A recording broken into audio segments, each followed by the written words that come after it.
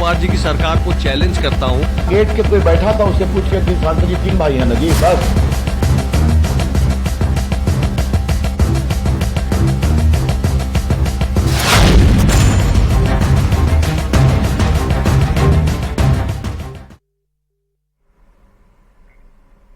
नमस्कार, आप देख रहे हैं अपना बिहार। मैं हूं आपके साथ विभा उपाध्याय। खबरों को जानते हैं विस्तार से। अब सबसे पहले सियासत से जुड़ी हुई बड़ी खबर।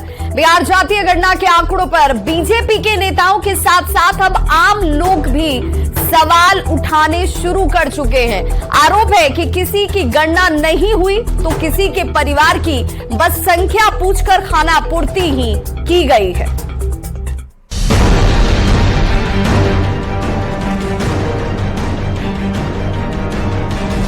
नीतीश कुमार जी की सरकार को चैलेंज करता हूं। गेट के कोई बैठा था, उससे पूछ के शांत जी 3 भाई हैं ना जी, बस। ये है पटना के कंकड़बाग इलाके के रहने वाले सतीश कुमार। सतीश और उनका परिवार जातीय गणना करने वालों की राह देखते रह गए, लेकिन कोई आया ही नहीं और ना किसी ने ये पूछा कि तुम किस जाति के हो। सतीश से जाति तो नहीं पूछी गई, लेकिन बिहार में जातीय गणना के आंकड़े जारी हो गए। मैं विद्यापुरी कंकड़बाग में रहता हूं और मेरी उपस्थिति में या मेरे अनुपस्थिति में भी मेरे मकान में कोई सर्वेयर नहीं आया इस कार्य के लिए। न ही हाउस लिस्टिंग हुआ है और न ही गणना का कार्य हुआ है। सतीश की तरह ही राजेश पासवान भी सर्वेयर की राह देखते रह गए, लेकिन नाम, काम और जाति पूछने कोई नहीं आया। नहीं, मेरे घर की तो बात दूर हो गई, पूरे मोहल्ले में ही नहीं आया जातीय गणना के लिए। कदम कुआं की रहने वाली सुषमा साहू का परिवार भाग्यशाली रहा कि आखिर में ही सही उनके घर जाति पूछने वाले पहुंच तो गए, लेकिन सुषमा को दुख इस बात का है कि सर्वेयर आए तो, लेकिन बिना जाति पूछे ही चले गए। और मेरे यहाँ सबसे लास्ट बताया उसने स्वयं कि आखिरी आपका सर्वे हो रहा है आप ही के घर का। तो हम लोगों पापा ने कहा कि तो आप लिखिए, जाति अंकित करिए। तो बोले नहीं, जाति अंकित करने का कोई कॉलम ही नहीं है, इसलिए हम जाति अंकित नहीं करेंगे। उन्होंने सिर्फ पूरा परिवार में कितने सदस्य वो भरा और अंतिम में जाकर के सिर्फ एक बैच ही लिख दिया, जबकि मैं तेली जाति से बिलोंग करती हूँ। ऐसा सिर्फ पटना के आम लोगों के साथ ही नहीं हुआ। जाति गिनने वालों ने आम और खास के साथ एक जैसा सुलूक किया है। पटना साहिब के सांसद रविशंकर प्रसाद से भी किसी ने उनकी जाति नहीं पूछी। हाँ, घर के नीचे तक जरूर कुछ सर्वे करने वाले गए थे। मैं पटना का सांसद हूं, लोकसभा का, भारत सरकार का मंत्री रहा हूं। सर्वे में मुझसे कुछ नहीं पूछा गया, न कोई मिलने की बात की गई, दस्तखत की बात तो छोड़ दीजिए। बीजेपी के राष्ट्रीय महामंत्री ऋतुराज सिन्हा ने भी जातीय गणना के आंकड़ों पर सवाल उठाए। ऋतुराज सिन्हा ने आरोप लगाया है कि कायस्थ समाज के आंकड़ों में गड़बड़ी की गई है। अगर एक परिवार पे 4-5 सदस्य भी हैं, तो 1.5-2 लाख परिवार कायस्थों के पूरे बनते हैं। बिरादरी को खुश करने के लिए, तुष्टीकरण करने के लिए उन्होंने बाकी सबको नाराज किया है। बात सिर्फ पटना तक ही सीमित नहीं है। कई शहरों के लोगों का आरोप है कि ना तो उनके घर कोई आया, ना फॉर्म भरवाया, ना ही जाति पूछी और बिना कुछ पूछे ही जातीय आंकड़े जारी कर दिए गए। सवाल है कि जब कोई आया ही नहीं तो जाति की गिनती कैसे हुई? न्यूज़ 18 के लिए पटना से शैलेंद्र के साथ ब्यूरो रिपोर्ट। तो जातीय गणना के आंकड़ों पर सवाल उठ रहे हैं। उन आंकड़ों पर बिहार ही नहीं पूरे देश की सियासत इस वक्त बेहद गर्म नजर आती है और आंकड़ों पर बीजेपी की तरफ से उठाए गए सवालों पर कांग्रेस और जेडीयू ने पलटवार शुरू कर दिया है। देखिए, अगर त्रुटि हुई है तो सरकार उसको खुद ही उसको एड्रेस करेगी, फिर से ये कराएगी। लेकिन अब जो सर्वेक्षण हुआ है वो स्वागत योग्य है। सभी को ये जानकारी है कि कांग्रेस पार्टी सहित सर्वदलीय कमेटी आके मिला था प्रधानमंत्री जी से। पहले भारतीय जनता पार्टी के लोगों ने पटना हाई कोर्ट में अड़ंगा डाला, फिर सुप्रीम कोर्ट से जब फैसला हुआ तो बिहार सरकार ने कराया। और हम उम्मीद करते हैं कि आगे जो अत्यंत पिछड़े वर्ग के लोग हैं, दलित वर्ग के लोग हैं, संख्या के आधार पर उस तरह का सरकार नीतियां बनाएंगी कि उनका भला हो, वो लोग मेन स्ट्रीम में आए। सब लोग जितना लोग हैं, जितना जाति है, वो तो सबे लोग कह रहा है। हमको भी पासी लोग फोन करके कह रहा है कि हम लोगों का कम कर दिया गया है। कोई जात है ऐसा जो कह रहा है कि हाँ हमारा बहुत दिखा दिया गया है, या हमारा सब जाति कह रहा है कम है। इस तो सब कोई कह रहा है। कोई लाला जी कह रहे हैं कम है, कोई ये तो हम तो खुदे कह रहे हैं। हमको 10 आदमी फोन किया कि पासी का बहुत कम दिखा दिया, पासी इतने हैं, पासी तो बहुत है। तो कोई मुसहर लोग कह रहा है कि मुसहर इतने हैं, मुसहर तो बहुत है। तो ये तो आपस में तो बिदंगड़ा खड़ा करने वाला बात है ना। ये सब तो बिदंगड़ा खड़ा करने वाला। विस्तार से समीक्षा करने की आवश्यकता है सेंसस के रिपोर्ट में।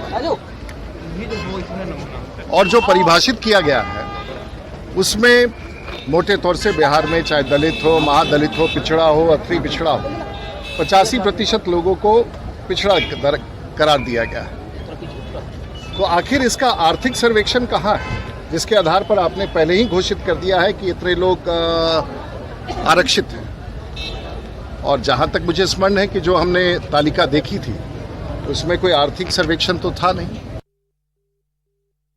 तो जातीय गणना के आंकड़ों पर अब सवाल उठने शुरू हो चुके हैं। जातीय गणना पर बीजेपी समेत कई दलों के नेता सवाल उठा रहे हैं। सवाल उठाते हुए देखिए राजनीतिक दलों की तरफ से कई बातें उद्धृत की जा रही हैं। किसी ने उनकी जाति नहीं पूछी, हां घर के नीचे तक जरूर सर्वे करने वाले आए थे, रविशंकर प्रसाद ये कहते हैं। और ये वो तमाम बयान है जिन बयानों के बाद अब सियासत गर्म हो चुकी है। रविशंकर प्रसाद कहते हैं कि किसी ने उनसे उनकी जाति नहीं पूछी। हां इतना जरूर है कि कुछ लोग घर के नीचे पहुंचे थे, किसी ने उनकी जाति नहीं पूछी, घर के नीचे आए और आए जरूर लेकिन पूछा कुछ नहीं, चले गए यूं ही। इसीलिए सवाल भी है। कायस्थ समाज के आंकड़ों में बड़ी गड़बड़ी की गई है। ऋतुराज सिन्हा कह रहे हैं कि कायस्थ समाज की संख्या इतनी ही है क्या? बहुत बड़ा खेल इसके पीछे भी कर दिया गया। कायस्थ समाज के आंकड़ों में ये गड़बड़ी साफ नजर आती है। ऋतुराज सिन्हा आरोप भी लगा रहे हैं कि ऐसा है नहीं। जातीय गणना के दौरान बहुत सारे लोग छूट गए। विजय कुमार सिन्हा नेता प्रतिपक्ष है, वो कह रहे हैं कि ऐसा कैसा गणना आपने कराया जहां पर बहुत सारे लोग छूट जाते हैं। और जातीय गणना के दौरान ये तमाम लोग जो छूट गए वो सवाल भी उठा रहे हैं कि आखिर हमसे हमारी जाति क्यों नहीं पूछी गई, हम तक क्यों नहीं पहुंची ये टीम। ये तमाम सवाल हैं। सम्राट चौधरी कहते हैं कि जातीय जनगणना किस मैकेनिज्म से की गई है, ये भी सवाल है। बड़े पैमाने पर यहां पर अंतर जातीय और अंतर धार्मिक शादियां तक हुई हैं। सम्राट चौधरी जो कि बीजेपी के प्रदेश अध्यक्ष हैं, उनकी तरफ से कहा जा रहा है कि ये सब कुछ इसी समाज में है लेकिन उनकी गिनती नहीं हुई, तो सवाल किससे पूछे। उपेंद्र कुशवाहा का बयान भी हम आपको दिखाते हैं। हमसे और हमारे परिवार के लोगों से किसी ने जात की जानकारी नहीं ली, अब हमारी ही बात कर लीजिए। कह रहे हैं उपेंद्र कुशवाहा कि मैं खुद कहता हूं कि मेरे से पूछने के लिए कोई नहीं आया, किसी ने कोई सवाल जवाब नहीं किया। किस जाति से हो, कितने परिवार के सदस्य हैं, कोई अब आया ही नहीं, तो जवाब किसे दे। तो इसीलिए सवाल उठ रहा है। हमसे और हमारे परिवार से नहीं पूछा गया। वहीं पर तारकिशोर प्रसाद कहते हैं कि जातीय गणना के आंकड़ों में हेराफेरी की गई है। कई लोगों के घर सर्वे की टीम तो पहुंची ही नहीं। ये टीम जिसकी तरफ से कहा जा रहा है कि वैज्ञानिक तरीके से सब कुछ कराया गया है, वो टीम पहुंची ही नहीं। तो जातीय गणना के आंकड़ों पर सवाल तो उठेंगे। सवाल उठेगा कि आखिर ये कौन सा मैकेनिज्म आपने बनाया था जिसमें कुछ लोगों तक टीम पहुंचती है और कुछ लोग छूट जाते हैं।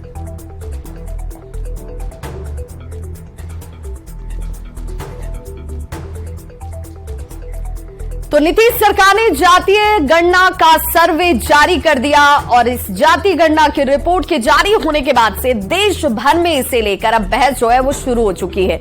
जातीय आंकड़ों को अगर देखी जाए तो उस पर सवाल उठाए जा रहे हैं। बीजेपी समेत तमाम कई ऐसे दल हैं जो पूछ रहे हैं कि नीतीश सरकार ने ये कैसी रिपोर्ट तैयार की। जातीय गणना को लेकर ये कई सवाल, जिसमें लोगों का आरोप है कि सर्वे में उनकी जाति पूछी ही नहीं गई, जल्दबाजी में जातीय गणना करवाई गई और जातीय गणना के आंकड़ों को भी जारी कर दिया गया। जातीय गणना के आंकड़े जो हैं वो विश्वसनीय नहीं है, पुख्ता नहीं है, उन पर विश्वास नहीं किया जा सकता है।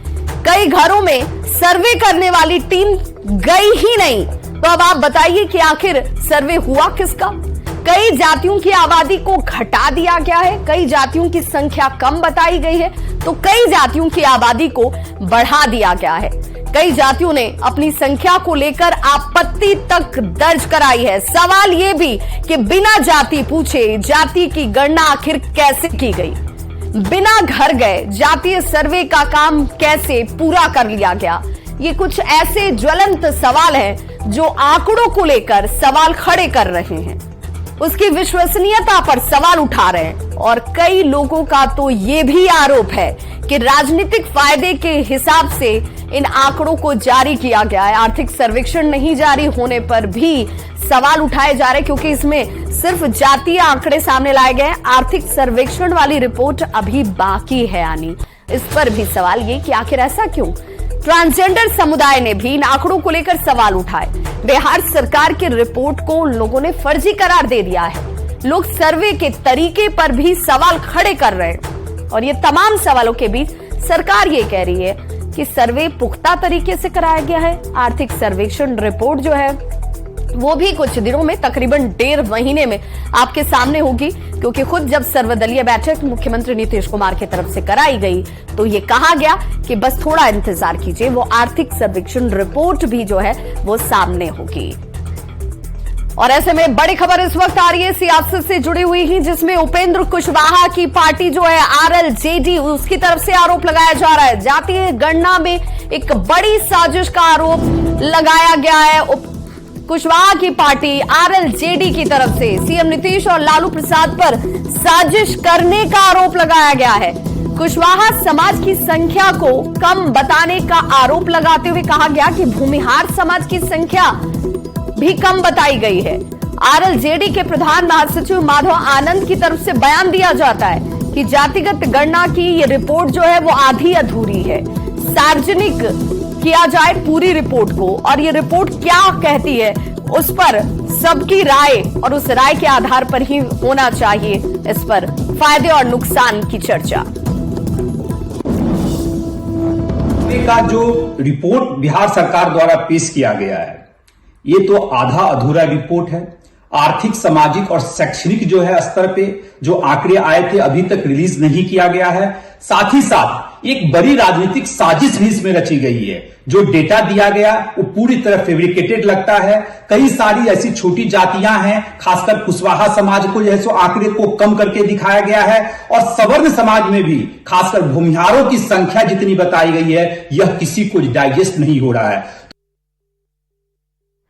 तो माधव आनंद को आप सुन रहे थे, जो कह रहे हैं कि कुशवाहा की संख्या भी घटा दी गई और भूमिहार की भी संख्या कम बताई जा रही है और इसीलिए आधी रिपोर्ट है। जातीय गणना की रिपोर्ट जारी होने के बाद कई जातियां अपनी संख्या को लेकर आपत्ति दर्ज करा रही हैं। खासकर वैश्य समाज के लोग इसे लेकर नाराज हैं, आक्रोशित हैं। वैश्य समाज के आरोप है कि पूरे राज्य में उनकी आबादी 22% है। नीतीश सरकार ने अपने लाभ के लिए जातीय गणना जरूर कराया, वैसे समुदाय की सही संख्या लेकिन नहीं बताई।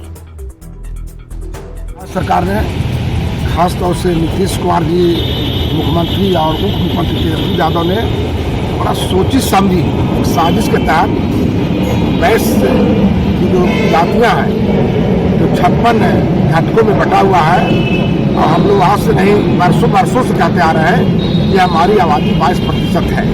लेकिन नीतीश कुमार जी ने जो जातीय गणना का जो ब्यौरा पेश करवाया सरकार के पदाधिकारियों के द्वारा, उसमें साफ झलकता है कि वैश्यों को जो है कई भागों में बांटने का काम किया। बीजेपी के राष्ट्रीय अध्यक्ष जेपी नड्डा आज बिहार दौरे पर आ रहे हैं। जेपी नड्डा आज कैलाशपति मिश्र की 100वीं जयंती समारोह में शामिल होंगे और फिर बीजेपी दफ्तर में पार्टी विधायकों और कोर कमेटी के साथ बैठक कर लोकसभा चुनाव की तैयारियों पर चर्चा की जाएगी। जेपी नड्डा के दौरे को लेकर बीजेपी में जबरदस्त उत्साह नजर आ रहा है। पार्टी ने इसे लेकर बड़ी तैयारी की हुई है। पूरे पटना शहर में बैनर और पोस्टर लगाए गए हैं और देखिए दूसरी तरफ आपको वो तस्वीर भी दिख रही होगी राजधानी पटना के सड़कों की, जहां पर बैनर और पोस्टर से इन जगहों को पाट दिया गया है। बीजेपी प्रदेश कार्यालय से ज्यादा जानकारी दे रहे हैं हमारे संवाददाता रवि एस नारायण। भाजपा के राष्ट्रीय अध्यक्ष जेपी नड्डा आज पटना पहुंचने वाले हैं और जिसे लेकर भाजपा ने बड़ी तैयारी की है।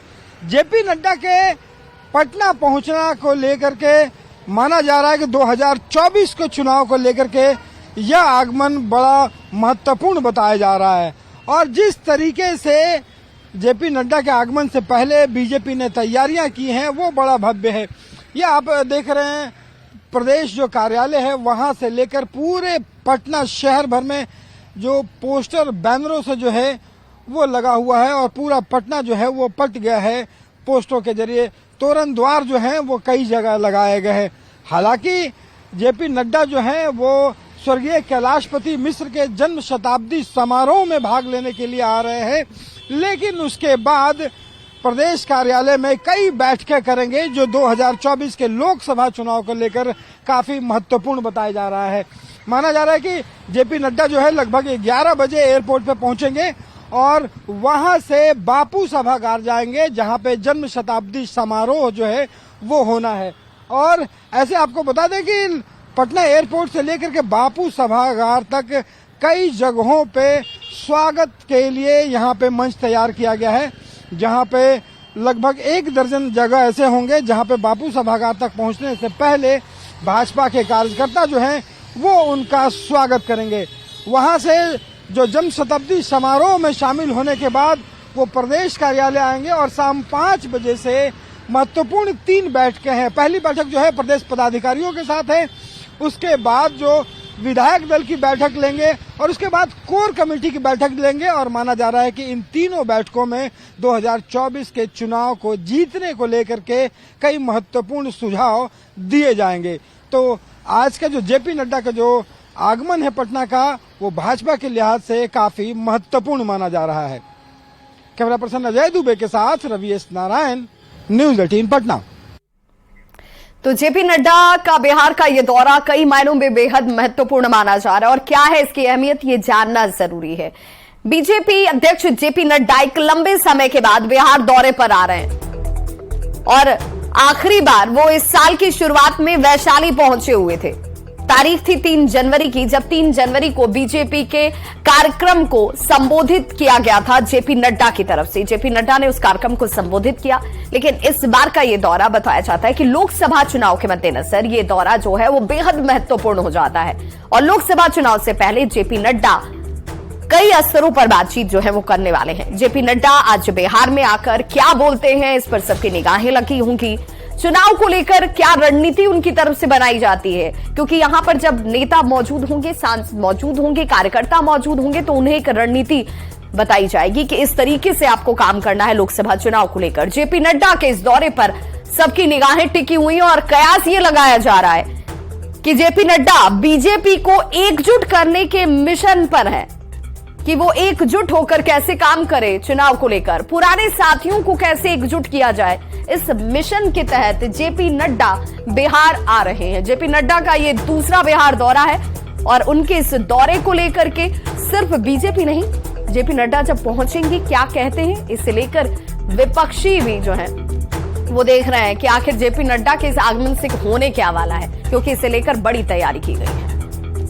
बड़ी खबर पटना से आ रही है, जहां सिपाही भर्ती परीक्षा लीक मामले में ईओयू तक पहुंची हुई है टीम। जो इस वक्त बड़ी खबर, सिपाही भर्ती परीक्षा में कार्रवाई की शुरुआत जो है वो कर दी गई है, ईओयू तक पहुंची हुई है। एफआईआर की रिपोर्ट जो इस वक्त बड़ी जानकारी आ रही है, बताया जा रहा है कि इस परीक्षा के रद्द होने के बाद गिरफ्तारियां बहुत सारी हुई। सिपाही भर्ती परीक्षा में अब कार्रवाई का सिलसिला जो वो शुरू हो चुका है और 24 जिलों पहुंची हुई एफआईआर की रिपोर्ट। हमारे सहयोगी संजय इस वक्त हमारे साथ ज्यादा जानकारी के साथ जुड़ गए हैं। संजय, एक बड़ी जानकारी, कार्रवाई का दायरा बढ़ता हुआ, क्योंकि कहा जा रहा है कि एफआईआर की रिपोर्ट जो है वो अब ईओयू तक पहुंची हुई है। जी बिल्कुल विवाद, देखिए पहले 21 जिलों की बात आई थी, फिर 22 हुई, अब 24 और एफआईआर का आंकड़ा जो है वो 150 से ऊपर पहुंच गया है। तो निश्चित तौर पर जांच का दायरा भी बढ़ रहा है और लगातार जो इन्फॉर्मेशन आ रहे हैं उस आधार पे कार्रवाई जो है वो चल रही है। अब इस पूरे मामले में पहले ईओयू ने कहा था कि तकरीबन 20 केस टेकअप किया जाएगा, फिर 30 से 35, लेकिन एफआईआर का आंकड़ा विभिन्न जिलों में बढ़ता जा रहा है। तो ऐसे में जो नंबर ऑफ केसेज है जिसको टेकअप करेगी इकोनॉमिक ऑफेंस यूनिट की टीम, वो नंबर काफी ज्यादा होगा, यानी वो 50 के करीब तक जा सकता है। और ऐसे में जो जांच का दायरा है वो बढ़ेगा। कई लोग रडार पर आ गए हैं और निश्चित तौर पर शुरुआत हो गई है पटना से, जब एक कांस्टेबल को अरेस्ट किया गया है और आने वाले दिनों में कई और लोग पकड़े जाएंगे जिन्होंने, जो कांस्टेबल है वो तो एक मामूली सा प्यादा है, कई जो किंग पिन है उनकी भी अरेस्टिंग संभव होगी, ऐसा सूत्रों ने इस बात की जानकारी दी है, इस बात की पुष्टि करी है। जी चलिए, बहुत बहुत शुक्रिया संजय इस तमाम जानकारी के लिए। तो सिपाही भर्ती परीक्षा में अब कार्रवाई का दायरा बढ़ता हुआ अब 24 जिलों तक ये मामला जो है वो सामने आ चुका है, जिसमें 150 एफआईआर और ये सभी एफआईआर जो है वो ईओयू के पास पहुंचे हुए हैं और धीरे धीरे करते हुए अब इस नेक्सस के पीछे जो बड़े लोग हैं, जो सफेद पोश लोग हैं, उन तक पहुंचने की कार्रवाई इस वक्त शुरू की गई है। तो खबरों का सिलसिला लगातार जारी है, आप देखते रहिए न्यूज़ 18 बिहार झारखंड।